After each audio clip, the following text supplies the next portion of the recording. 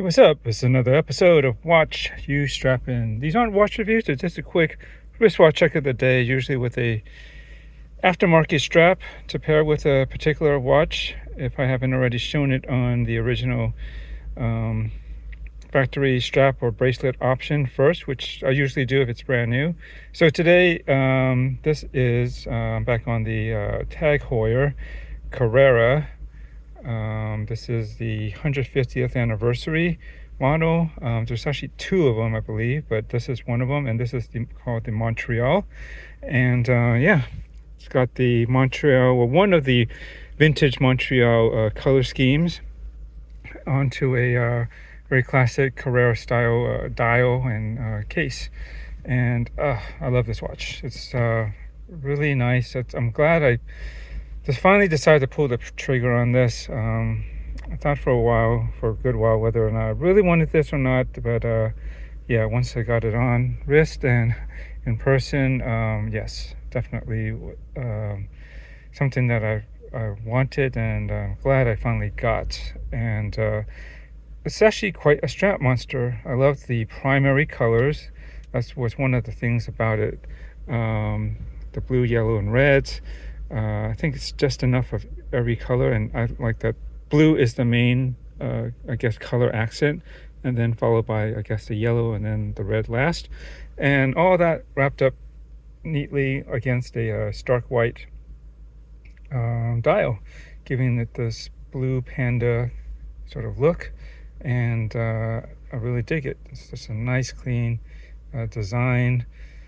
I realized that really, I mean, I don't know anyone that needs a tachymeter, which is typical for a motorsports style chronograph. It's nice to have that traditional element, even though I don't really use it. And this is the first time I can think of if I bought a chronograph in quite a while that doesn't have a tachymeter or some sort of secondary feature, I guess, like a timing bezel or something, or maybe even a 12-hour bezel. Usually it's something going on around the chronograph and the main dial. But this is the first time in a long time, if ever, that I have a chronograph that's very clean. It doesn't have that. And this is really all I really need anyways, and it does all the timing that I could possibly want. And I just love the colors. And I think I've been inspired. I mean, it's a great watch to wear, period. But I think recently with the newly announced, and I think most people anticipated from some leaked photos of Daniel Craig wearing it, the new white lacquer dial Speedmaster. Really nice. I really like it a lot. I wish I could afford one, but you know, all in time, I suppose. You know, they just came out. I'm sure it's going to be around a while. It's not even limited edition. Let the hype die down a bit. It just came out, and you know, maybe down the line I may try to pick up one of those. But in the meantime, inspired by white dial chronographs, busting my Carrera here back out. And yes, it's not all completely white. It doesn't have an outer black tachymeter bezel. It's quite the different animal here. And you know, that is a speed. You're comparing it to a Speedmaster, but Heuer in its own right is a great racing chronograph brand. Tons of history, and rightfully so. And you know, it's one of the, I think, out of any watches in motorsports, you know, professional racing and stuff, I think of TAG Heuer above Omega or Rolex. Personally, I think I've seen Tissot being advertised in that kind of realm, but you can't deny Heuer has definitely had that presence and brand identity associated with motorsports racing, and that's what I love about it. Don't care what people think about, you know, they had like, oh, this history of, I don't know, there's some controversy in the movement, I think back in the 90s or something like that, but you know, it didn't really affect me. I wasn't buying it for the movement. I just bought it, yes, as a luxury brand. It was my first luxury brand that I bought many years ago. Not a chronograph, it was a diver, but really enjoyed that one. Basically my only watch that I wore for 12 plus years straight. But anyways, we're talking about this and straps. So this is on a Erika's original MN strap. It's got that elastic parachute style of fabric as the strap material. Famously, I think first worn probably on by the Marine Nationale. You usually see that khaki or olive green or military green with the yellow stripe on the old Tudor watches, Mariners, right? You could watch people, you know what I'm talking about. Well, Erika makes her own style, and it's totally customizable.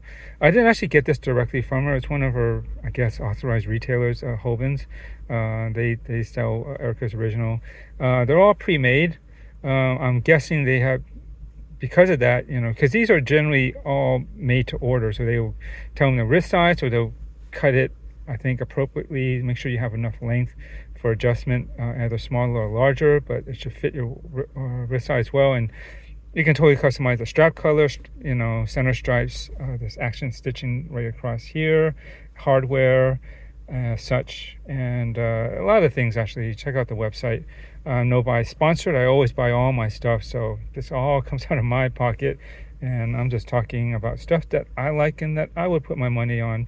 And that's kind of what this channel is about. It's not a professional website reviews channel, so for those people who are expecting that, I don't apologize for that. Just go check out, there's so many other watch reviewers out there that are doing a lot better job than I am, and telling the specs, and they babble a lot less and get straight to the point.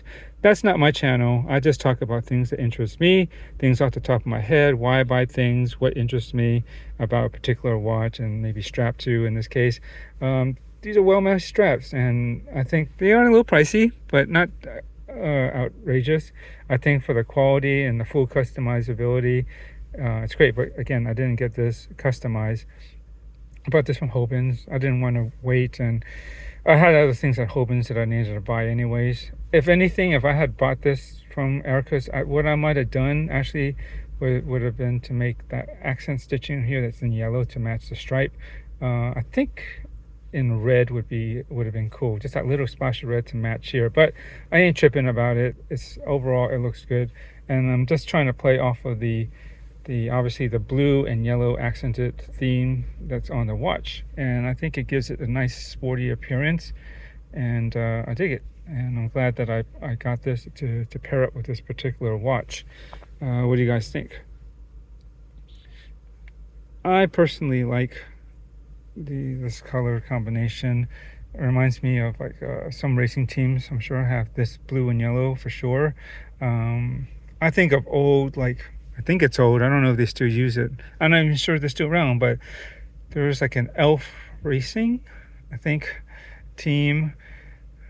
Forgive me, I'm not totally into the F1 scene, but I remember the race cars, and the famous one way back, I think it was in the 80s, if not sometime in the 70s. I think it was early 80s, that had the 6 wheels, the 2 small ones in the front and stuff, and it was colored in blue and yellow basically, and that's kind of what this color scheme reminds me of. And anyways, digging it. Just give it multiple angles on the steering wheel stuff.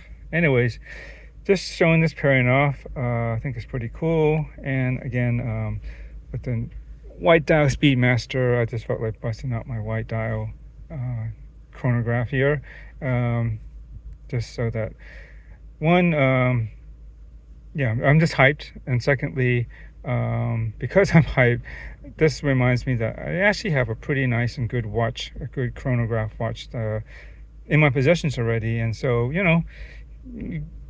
there is no hurry to get that white dial Speedmaster and have to sell things or otherwise to try to get something like that. Let the hype die. It'll be plenty available, I'm sure. Hopefully it won't go up too much in price later down the line, because Omega is always slowly increasing their prices, it seems, and we'll see when that time comes.